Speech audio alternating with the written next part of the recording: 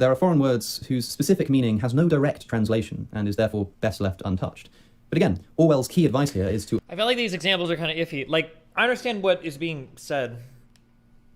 Like, this can all be kind of boiled down into just be precise, which is kind of ironic given the whole point of these 4 rules is to talk about precision. Maybe that could have been one. But, like, there are some longer phrases that I think have a different implication than just the shorter word. So, for instance, when somebody says something is common versus somebody says something is not uncommon, I feel like there's a different implication. You are communicating a different idea. Like when somebody's like, oh, well, it's not uncommon that somebody might do this particular thing. It doesn't have the same connotation as, well, it's common that somebody does this thing. When I hear like, oh, this is a common thing, I'm thinking like 60% plus, 70% plus. Like it's common to see somebody come through the store in this outfit, as opposed to somebody saying like, it's not uncommon to see somebody come through with something like this. I'm thinking like less than 50%, but like greater than like 20, 30%. Depending on the context, of course. Although I'm sure Alex would agree with this and he'd say, well, yeah, of course, it just depends on the context. But it feels like a lot of this just kind of boils down to avoid vagueness. Fourth, meaningless words. Okay, this seems a bit obvious. Of course, we don't want to use meaningless words. But Orwell is specifically advising against using words that don't have a specific definition. Using words that can mean something completely different to different listeners without actually specifying what you intend it to mean. Here's a quote from his essay. The word fascism has now no meaning except insofar... Oh, yeah. Somebody just tried to do this ironically, but actually even that works. If somebody's like, you're correct, versus saying like, you're not incorrect. These are 2 different phrases. Not incorrect does not mean the same thing as correct, right? As it signifies something not desirable. The words democracy, socialism, freedom, patriotic, realistic, justice have each of them several different meanings which cannot be reconciled with one another. In the case of a word like democracy, not only is there no agreed definition, but the attempt to make one is resisted from all sides. It's almost universally felt that when we call a country democratic, we are praising it. Consequently, the defenders of every kind of regime claim that it is a democracy and fear that they might have to stop using... Isn't that just tone of voice? No, English has a lot of connotative implication. Did I just use a phrase? There's like a... just... No, it's not just tone. You would never say that like, oh, how did I do in problem 4? Oh, you weren't incorrect on 4. Or you weren't wrong. Like the implication there is that it's not quite perfect. I think that's the implication. Whereas when somebody says you're correct, that makes it feel like you are essentially perfect for the response. Using that word if it were tied down to any one meaning. How very relatable. Now, Orwell also notes that many people use such words in a deliberately dishonest way, relying on the ambiguity in their definition to make claims which they can defend as honest because they did mean what they said, but that they know are misleading. Imagine a priest saying, the Catholic Church is opposed to persecution. Okay, sure, but we clearly just have different definitions of what counts as persecution. Another of Orwell's examples, the Soviet press is the freest in the world. Okay. If you're not incorrect but still not correct, it's still incorrect, no? When somebody says that you're not incorrect, it sounds like what you've done is you've missed the essential point of what was being communicated. Hi. So like for instance, if somebody says, I'm trying to think, what would be an example of this? Like let's say for some reason cars are in my brain. If somebody's saying like, what kind of car does John drive? And somebody's like, he drives a red car. Then you might answer, okay, well, you're not wrong. You're not incorrect. Like the statement that you said was a correct statement. And you even kind of sort of addressed the question, but you kind of missed the main point of what I was saying. You know, like you're probably looking for a make and model. If you're saying like, what kind of car does somebody drive? Generally speaking, right? So you say, oh, he drives a red car. You're not wrong. Right, yeah. Fine. But I have a feeling that you've got a slightly more paternalistic conception of what freedom means than I do. The same thing, of course, happens in politics all the time, when a politician says, I would never do anything to... You know, there's a really good example of this.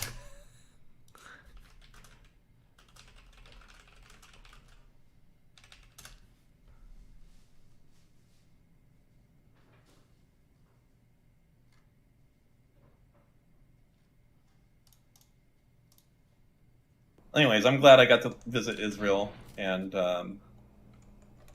a lot of hummus. Man, I had some good hummus when I was there. Do you like hummus? Is it this one? Is that just like is that like orange? Or green? I feel like that's like a dipping sauce I've used. It's like mid as fuck. It's not a dipping sauce, but it is gross. No, it's not gross. It's just bland. God, hummus is so fucking mid. Hummus is probably the most mid thing. I instantly know I can discredit everything a person says when they start jerking off hummus. They're about to elevate the most mid food in the world just because it's not from North America. That's what they're gonna do. Oh God. Wow, Lawson Harrison, thanks for $20. Kind of like how no doesn't necessarily mean no. True, that's what I always say before I...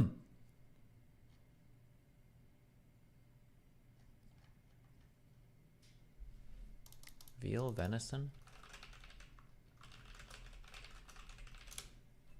Go back, it was the first result. Oh, it was this, you're right. Somebody animated it. Somebody, Silkworm. Have you ever eaten deer? Like venison, or whatever? Yeah. You haven't? Or have No, you? I have. My uncle and... It's not good. I don't think it's bad. Well, it's not bad. It's just not good. It's like What do you mean it's not good? it's not good. It's not bad. Yeah, we're not disagreeing here. Okay. I mean, I don't think it's bad. So I don't know. I don't know if it's devoid of good. What the It's fuck? not. It's not good. It's Okay, not is all bad. I'm saying. Yes, I feel like we've been here. Okay, I don't know what we're saying anymore. It's just okay. That's it. Okay, yeah, it's okay. Chad, do you know how derps any man Dan? Ban him. Anyway. Harm the country. They kind of beg the question as to what harming the country means in the first place. Of course, what they're doing is something that they don't think is going to harm the country, but the whole argument is whether the thing they're doing is Oh, true.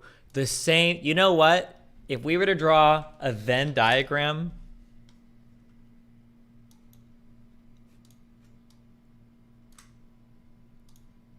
this is what it would look like.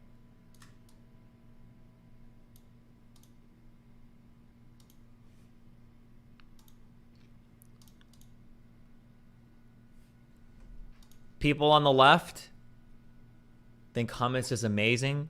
People on the right think guacamole is amazing.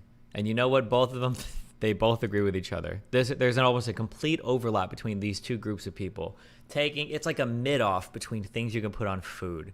Guacamole and fucking hummus. Some of the blandest, most boring fuck things that can top anything. And these people are almost in full agreement with one another. Oh my God. Both are gross. No, they're not gross. They're just bleh. They're so bleh. They're so bleh.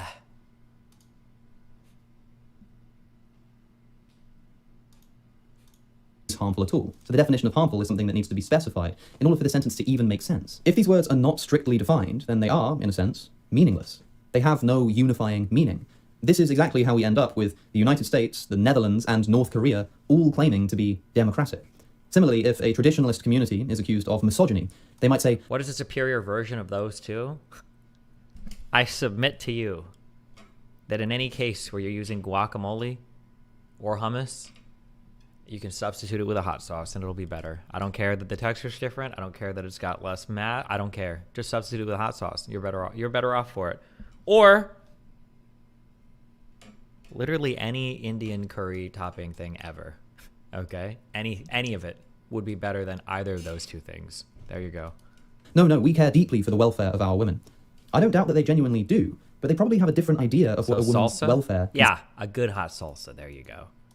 consists in. Unless we specify precisely what it is that we're actually talking about, we will always run into avoidable ambiguities. So, then, the way to avoid meaningless words is to precisely define what it is that you're talking about, wherever you suspect that there might be some potential ambiguity. These, then, are Orwell's 4 things to avoid. Dying metaphor. Would you eat chips plain, no sauce before hummus? If I had nothing else, I'll use hummus. But hummus is there to fill space. Hummus is like when you open a box of crayons and there's a white crayon and you're like, huh. That's what hummus is for. Metaphors, false verbal limbs, pretentious diction, and meaningless words. Helpfully, Orwell condenses his points into 6 easy-to-follow rules whenever you're writing an essay or speech. Name an Indian curry topping. Fuck you. I don't know. Literally any of the sauces that come with any of the default Indian dishes. You usually order naan or garlic naan with your food. You can literally dip it in any of those sauces. Could you imagine? And you're like, oh no, I don't want to dip this in my vindaloo or my chicken tikka masala. I'm just going to use hummus. Why? Why would you ever do that? 1. Never use a metaphor, simile, or